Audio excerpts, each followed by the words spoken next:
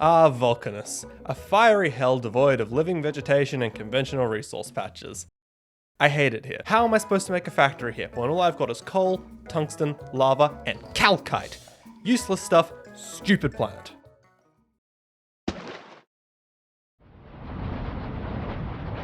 Hallelujah! It's the perfect planet. You can have as much iron or copper as you like on Vulcanus. Simply pump some of the infinite lava and separate out that oh so wonderful molten iron and copper. Sure, a bunch of pebbles tend to come flying up, but worry not. Simply chuck any excess right back where you found it. Now you can cast to your heart's content. Better yet, the environment on Vulcanus is already so hostile that you can't possibly pollute it more. No biters, no environmental concerns. Vulcanus is truly the greatest planet in all of Factorio.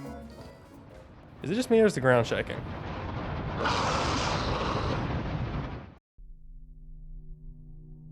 Now, some might call someone who spends the entire duration of their hospital stay and recovery period investigating a giant lava worm obsessive or insane, but really, I'm just doing my duty to inform the public about the giant lava worms that try to kill you. Also, I don't need these anymore. I was just keeping them to make sure I get a seat on the train. Now, I've been doing a lot of research on these things, which is immediately evident from how long it's been since I last made a Factorio video, and just like the biters, there's something fishy going on here.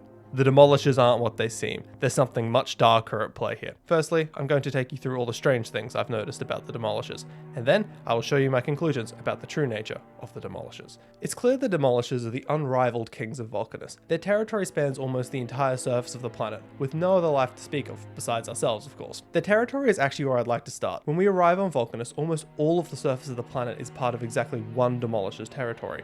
The only exception to this rule being the starting area, which belongs to no Demolisher. Every other square millimeter of this planet is guarded by exactly one Demolisher. They have no territorial overlaps, no gaps. Additionally, Demolishers will never expand their territory, regardless of whether or not land adjacent to their territory is unclaimed. There are no instances of a greedy Demolisher grabbing a few extra rocks, or two Demolishers reproducing and gifting some of their own territory or some unclaimed land to their offspring.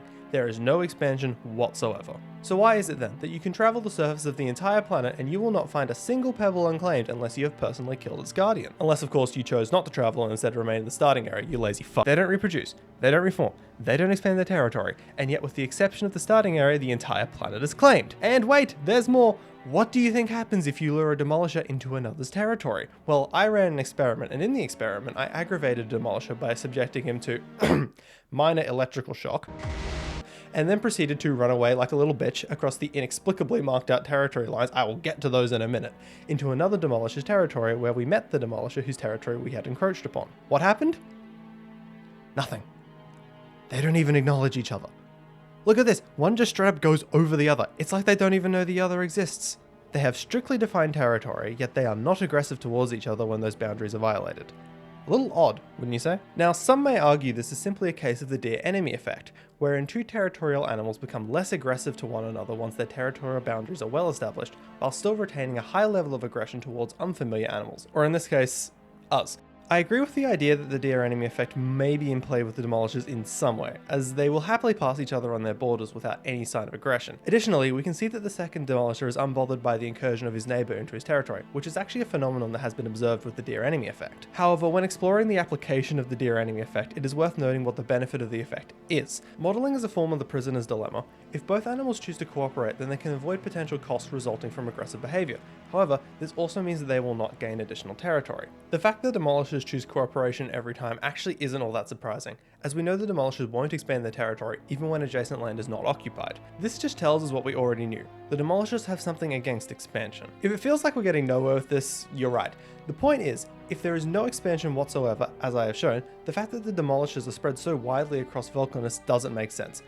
We're going to be left at doesn't make sense a couple times throughout this journey. Don't worry, I'll go through the next ones faster. Now, about those territory definitions, the Demolishers just happen to have their territory defined precisely by the chunking system we use. Animals that developed on this planet just happen to use the exact same thing and carved up the entire planet according to these neat little chunks.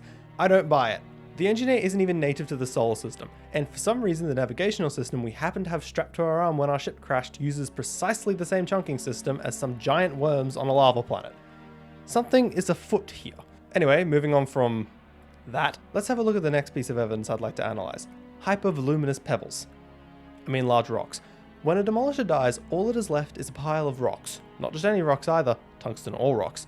Tungsten ore, a material that exists only on Vulcanus. This will be important later, so pay attention, Jacob. Yeah, that's right, I'm onto you. Stop looking at your Subway Surfers, Ask Reddit, TikToks, and pay attention. This is important, damn it. Back on Norvus, when you kill a biter, there is a body.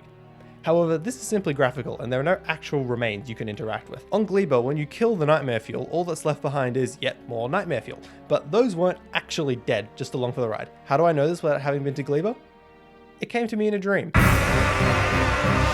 Since they appear nowhere else, we know that organic remains are not tangible to us, the engineer. Therefore, the tungsten ore left behind when a demolisher is killed are not part of an organic organism, so that rules out the tungsten-based life form theory.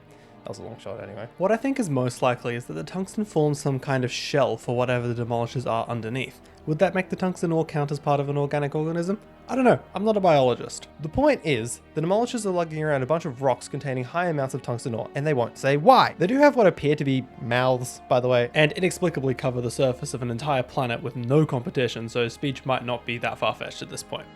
You wanna know something that seems unnatural? How accurate these guys are with their patrol routes. Take a look at these two videos. Notice anything different? Of course not. That's because they're the fucking same. But that's not because I duplicated these videos. These are two different instances of the same demolisher passing a specific area. I could potentially accept implausibly well-defined territories, but this, and don't tell me that, oh, they just go around the rocks, because here is that same demolisher obliterating those rocks the first time around. They don't care about the rocks. What they do seem to care about is going around in what is essentially the exact same patrol route over and over and over again like a damn robot. You might wish to make the case that the demolishers are fully natural biological organisms that evolved in this hostile environment, but I don't think what I've just outlined can support that. The weirdly well-defined territories, the precise patrol routes, and the lack of any expansion on the planet whatsoever doesn't scream biological or natural to me.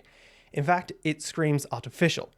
Yes, I think the demolishers are artificial. From a game design perspective, the demolishers act as a boundary, preventing you from expanding the factory for more space and more resources. They literally guard those two things. Within the context of the Factorio universe, Vulcanus would be an incredibly valuable planet to any society, with its virtually unlimited supply of iron and copper and plenty of power generation capacity due to the sulfuric acid. It's also worth noting the presence of charred trees on the surface, indicating that Vulcanus may have, at some point, been a planet more similar to Norvus before something happened. I propose that at some point an empire began to exploit Vulcanus for resources, and in doing so turned it into the fiery hell we know today. To protect this valuable asset, they created the Demolishers and left them endlessly patrolling their assigned territory, destroying any extraction or production infrastructure they come across. The Demolishers show no aggression towards each other because they're not designed to protect from each other. They're all on the same team, so why don't they expand their territory? I'm guessing it's some kind of design flaw. Whoever created them simply didn't think anyone would be able to defeat them. It's not that unrealistic. They heal ridiculously quickly, and we are certainly the exception, not the rule, when it comes to infrastructure development. This would also explain their implausibly perfect territorial alignment with our chunking system. Whoever created the Demolishers must have had some direct or indirect contact with the society that we, the engineer, are from. Think about it. It all makes sense. The incredibly fast healing, the precise paths, how their territory is defined, their lack of aggression towards one another despite being territorial, and their remains. Everything points towards the Demolishers being artificial sentinels left to guard enough resources to maintain an empire. Or perhaps destroy one.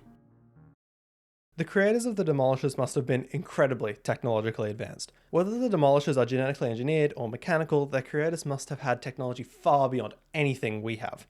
So the question is, who created the Demolishers? I don't know. We'll find out next time. Subscribe for more. Bye.